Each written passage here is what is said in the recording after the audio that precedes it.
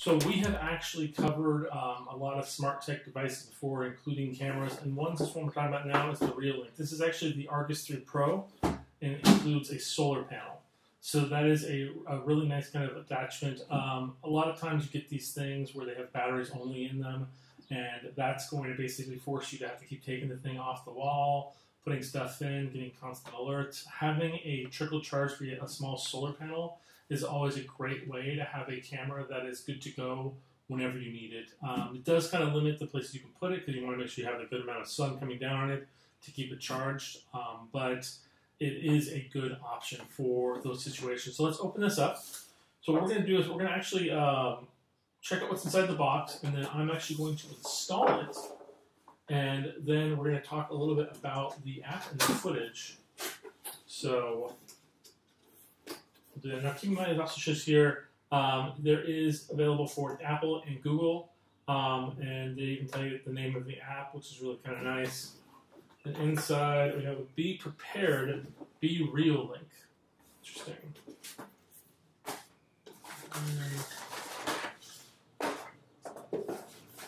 It's kind of hard to see it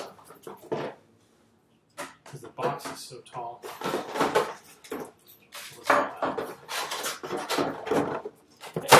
It's in the box with full insert. So you have your wall screws, you have your actual solar panel. Interesting. Doesn't really look like a solar panel does. It's kind of cool. You got a little seal on there to keep the plastic looking nice on the back of it.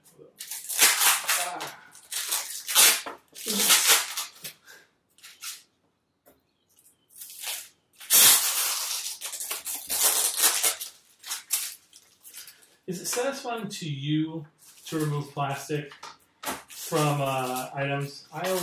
Sometimes I just leave it on when it's my phone on the back of the case for way too long. Or, like for instance, those people that leave the indicators on their laptop forever. I do that too. Right, so you have a micro USB. I'm actually that plugs directly into the camera. More wall screws for the actual camera unit. Interesting little strap here. Charge cord for the camera. Guessing that is the wall mount unit. And then this is the actual camera.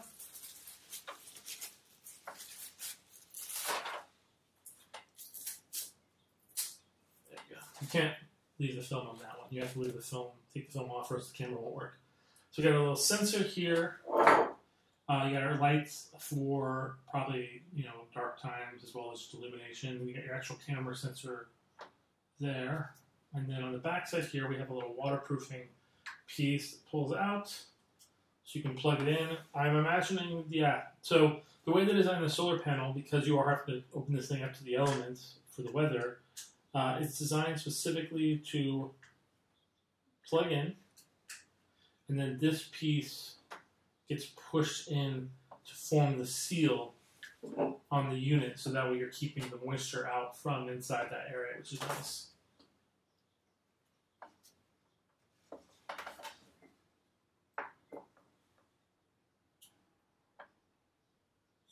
Okay, so we have looks like an on-off switch on the back here on the bottom, and then we have a spot for a micro SD card. That's so you can store the data on the actual device. And then it looks like they gave us this model here. Then this appears to just be, if you're using it inside your house. It's kind of cool.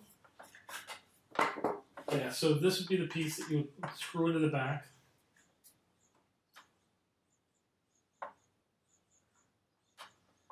Then you have this piece.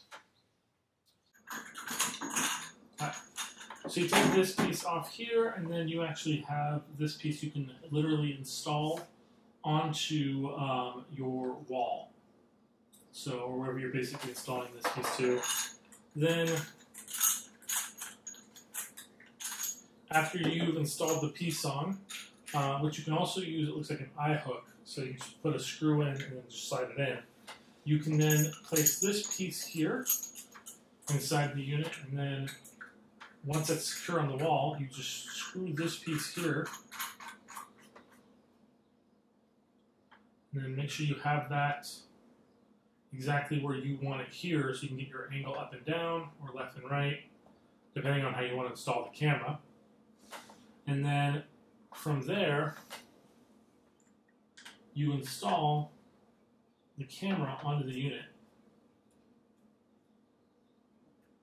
And then you can rotate that, tighten that with that little wing nut there on the back end of it. And then you've got it where you want it. I guess the important part is make sure to keep the outlet so it can go down, so you can kind of get where you want to go. The actual camera itself is quite heavy, so I would do your best to kind of secure it in the way that best works for you, and that way it's less likely to kind of move around. As for the solar panel, you have, this piece doesn't come off from here, of course, but you have 3 little holes here to screw and install, and then you have this piece here that allows you to angle your solar panel exactly the way you want it.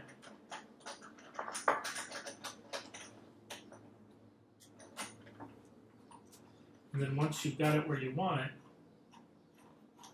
you just tighten this unit here, and then it will stay in that direction. And that way, if you're trying to get like the sun, you're able to kind of do that, which is nice.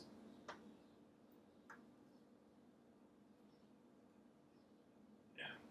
Then you got plenty of cord here to be able to reach back to your camera. Before we move on, let's check what's in here. These are actually very helpful. I love it when companies give you these.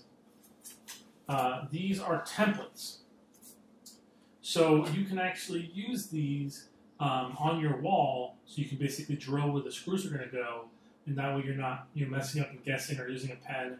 You can just literally put these things on there and then just drill right through them, which is really nice. And then you have quick start and operational guides for the cameras. So we're going to actually take a second, we're going to install this, and we'll show you a little bit how that works, and then we'll be back.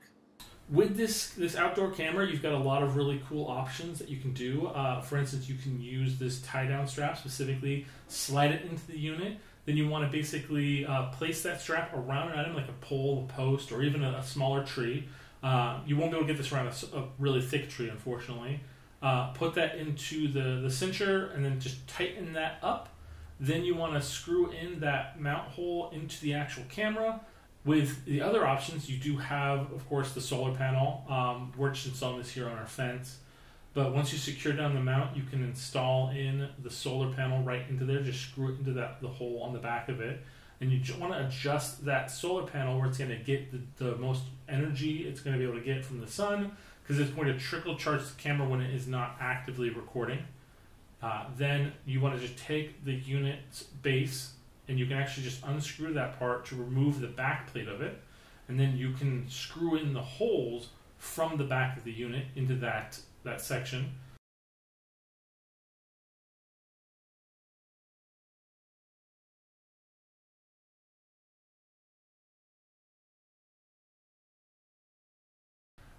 Then you just screw that front part of the mount back in there, and then leave it just a little bit loose, because you're going to take the screw hole in the back of the camera. I highly recommend that you plug in the power cord from the solar panel before you screw in the camera.